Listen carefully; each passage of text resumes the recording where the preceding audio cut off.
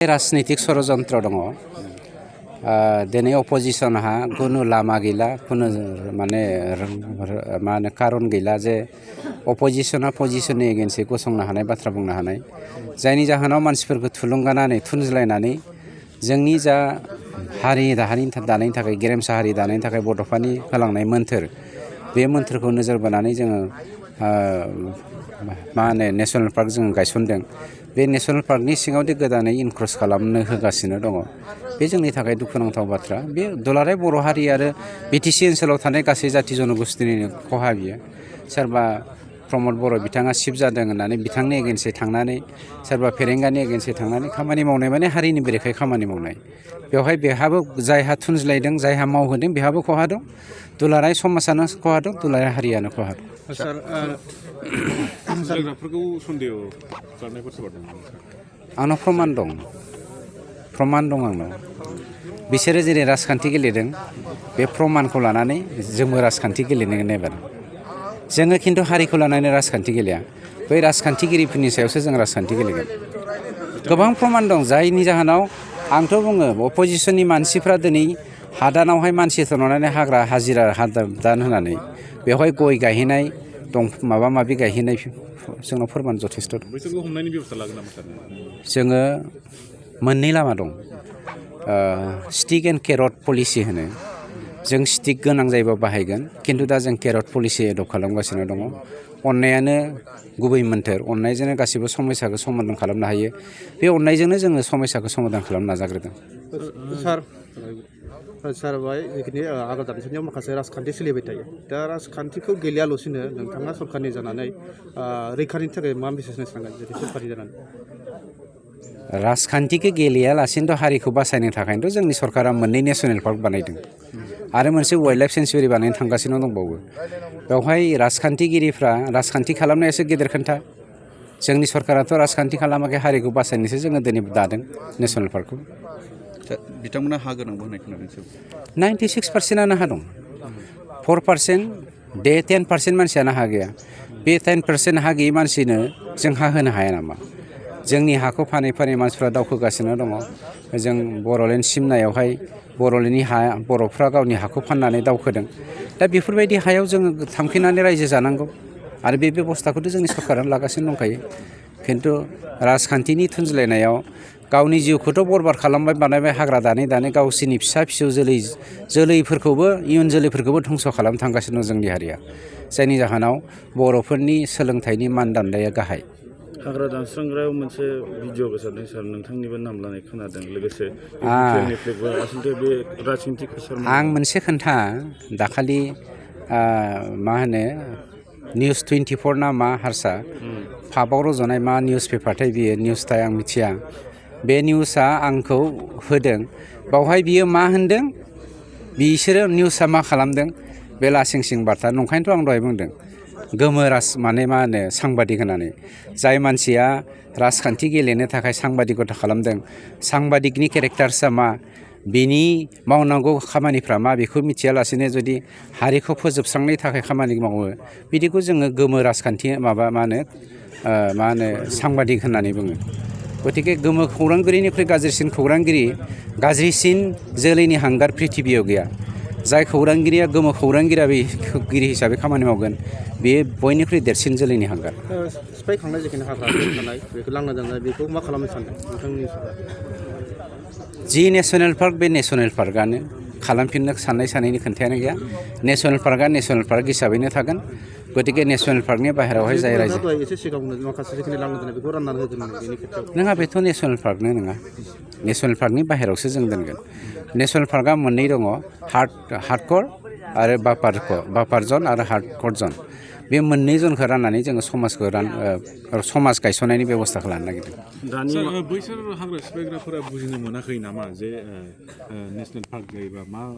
बे ओनसोलनि रायजो राजाफ्रा मा बेनिफिट दङ मुलाम्फा जागोन बेफोरखौ बैसोरो बुजिनो मोनाखै सिबायफ्रा बोरै बुजिनो लेखा गोरों राजखान्थिगिरिफ्रानो जुदि थुलुंगायोब्ला लेखा गोरों राजखान्थिगिरिफ्रा गाव गावनि फिसाखौ दिल्ली मुम्बाइआव फोरोंहरदों मोजां इनस्टिटिउसनाव एडमिसन लाहोदों जोंहा आरो जेबो साननो रोङै लेखा रोङै मानसिफ्रा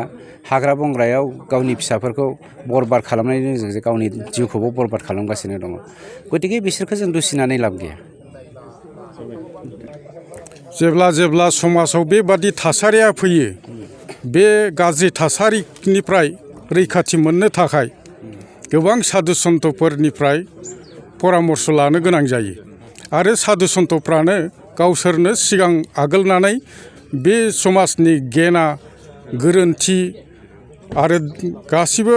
माने अधर्मीय खामानिफोरखौ फोजोबस्रांनो थाखाय बै धर्मगुरुफ्रानो आवगायबोनांगौ होननानै जोङो दिनैनि बे प्रग्रामाव गासैबो धोरोमनि धोरोमगुरुफोरखौ लिंहरनायजों लोगोसे जोंनि चिरां जिल्लानि डिसि सारखौ मिटिंनि आफादगिरि बानायनानै एसपि सारखौ लिंहरनानै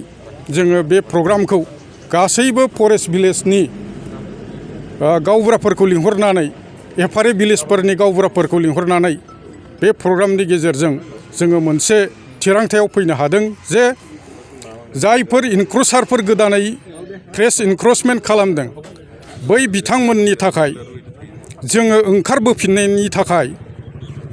रैखाथि मोनसे लामा बा सेफ पेजेस बे लामाखौ जोङो दिनै खेवनानै होनाय जाबाय बिथांमोनहा बे रैखाथि लामाजों बे सेफ पेजेसजों बिसोरो हाग्रानिफ्राय सेफ एग्जिट जाफिननांगौ होननानै जों बिथांमोनखौ खावलायहरबाय दा बिथांमोनहा जोंनि खावलायनायखौ जुदि गनायनानै ओंखारबोयोब्ला बिथांमोननिनो गाहाम नङाब्ला जोङो थाबैनो डिस्ट्रिक्ट एडमिनिस्ट्रेसनजों लोगो नांनानै मोनसे दावबायारि हान्जा बानायनानै चिरां डिसि बिथाङानो थाफागोन बिथांजों लोगोसे गोबां अफिसारफोर थाफागोन सिकिउरिटि पार्सनेल्सफोर थाफागोन थांनानै बे थावनियाव इनक्रस जानाय जायगायाव नायदिंहैगोन आरो बिथांमोनखौ बुजायनो नाजागोन जाहाथे इभिक्सन खालामनाङा लासेनो बिथांमोनहा गाव गावनो उइलिंलि सेफ एग्जिट बा दोरोदनो जुदि दोरोदनानै फैयोब्ला बियो फारनै बिथिंनिफ्रायबो गाहाम आरो जोङो जेरैब्लाबो बे जोंनि जानाखि सिखना जोहोलाव नेशनेल पार्क बियो जारिमिनारि मोनसे बिमुं बे जारिमिनारि बिमुं जोंनि सिखना जोहोलावनि बे जानाखि नेरसोन बेखौ जोङो अरायथानि थाखाय जोङो लाखिनांगौ आरो जोङो आबहावा इक'लजिकेल बेलेन्स आरो क्लाइमेट चेन्जजों जोङो जुजिनांगौब्ला फैबाय थानाय थासारियाव जोङो जुदि गाहामै गाहाम थांनानै थानांगौब्ला जोङो जोंनि बे नेशनेल पार्कखौ जोङो रैखा खालामथारनांगोन आरो टुरिजिम बिथिङाव जोङो जुदि डेभेलप जानांगौब्ला बिटिआर ओनसोला बे national park wildlife sanctuary tourist spot बेफोरखौ जोङो संरैखाथि होथारनांगोन आरो जोङो जुदि बिटिसिआ मुलुग दरबाराव मिथिजानांगौब्ला बर' सुबुंफ्रा गावनि सिनायथिखौ लाखिनांगौब्ला बै थाखानाय जोंनि नेचारेल रिसर्सफोरखौ जोङो संरैखाथि होनानै जोङो मुलुगनि सुबुंफोरनि गेजेराव जोङो सिनायजानो नांगोन अब्लासो जोङो माने मोनसे गेरेमसा हारि हिसाबै सिनायजानायनि मोनसे लामाया गेवस्रांगोन होननानै जोङो सानो हाग्रा दानस्रांनायखौ नायोबा जे मानसिफ्रा नैबे नोंथाङा जे बुंदों जोंनि बेसेन गोसा सम्पति बेखौ बुजिया होननानै सानो नामा मा बुजायहरनो सानो दा बे बुजियैखौ जोंनि गोरों सुबुंफ्रा बुजायनांगौ जागरुकता लाबोनांगौ एवारनेस लाबोनांगौ जेब्लासिम बे जागरुकता बे एवारनेसा फैया जेब्लासिम जोंनि हाग्रायाव थानाय बे रायजो राजाफोरनि गथ' गथाया इडुकेसन मोना लेखा रोङा सोरां गियाननि सोरांखौ मोना अब्लासिमहालागै बेबादि गाज्रि जाथायफ्रा जागोन हाग्रा एवस्रांनाय मुगैथाव जाथायफ्रा बे खामानिफ्रा सोलिबाय थागोन दा ओंखायनो जोंनि रायजो राजाफोरनि गथ' गथायफोरखौ गोजौ थाखोनि जोङो सोलोंथाइ होनांगौ सोलोंथाइ जेब्ला बे समाजनि गेजेराव गोजौ थाखोनि सोलोंथाइखौ मोनजोबगोन अब्लानो बैफोर गाज्रि खामानिफ्राव आगान सुरनाय नङा होननानै जोङो सानो गावसिनि बिमा बिफाखौ बिदा फंबायखौ बै गोरों सुबुंफ्रानो बादा होगोन फोरोंगोन बुजायगोन सांग्रांथि लाबोगोन दा ओंखायनो बयखौबो जाहाथे माने शिक्षाखौ बा सोलोंथाइखौ होनायाव सोलोंथाइखौ फोजौनायाव फेहेरनायाव जाहाथे माने बयबो थुलुंगा होयो बेखौ जों खावलायो आरो बै हाग्रायाव जेब्लासिम थाबाय थागोन अब्लासिम बै हाग्रायाव थानाय रायजो राजाफोरनि गथ' गथायफ्रा गोजौ सोलोंथाइ मोननाय नङा माब्लाबाबो बिथांमोननि थानाय लिभिं स्टाइला बा लिभिं स्टेन्डार्डआ माब्लाबाबो जौगानाय नङा बिथांमोननि जानाखि रायजो जानायनि मानदान्दा बे माब्लाबाबो जौगानाय नङा बिनिखायनो बिथांमोनखौ जोङो हाग्रायाव हाग्रानि आंग्रोमोन्दा बुहुतफोर बायदि रायजो जायालासेनो बे सुबुं समाजाव फैफिननानै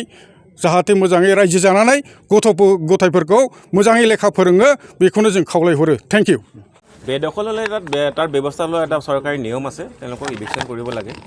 ইতিমধ্যে আমি আজি মিটিঙতে গম পাইছোঁ যে প্ৰায় নতুনকৈ 50-55 ঘৰমান মানুহে আকৌ মানে বেদখল কৰিছে পূৰ্বেও অলপ আন আছে গতিকে ইতিমধ্যে আমাৰ BTR EM ডাঙৰীয়া এটা আছিলে তেখেতে যেহেতু ফৰেষ্ট ডিপাৰ্টমেণ্টটো চাই তেখেতে কৈছে ৰিলেকেশ্যনৰ কাৰণে এটা ব্যৱস্থা কৰিছে খুব ভাল কথা কৈছে আমি এইটো ৰিলেকেশ্যনৰ কাৰণে চেষ্টা কৰিম সদ্যহতে পাৰ্চনেলি আমি ৰিকুৱেষ্ট কৰিম তেওঁলোকক যদি তেওঁলোকে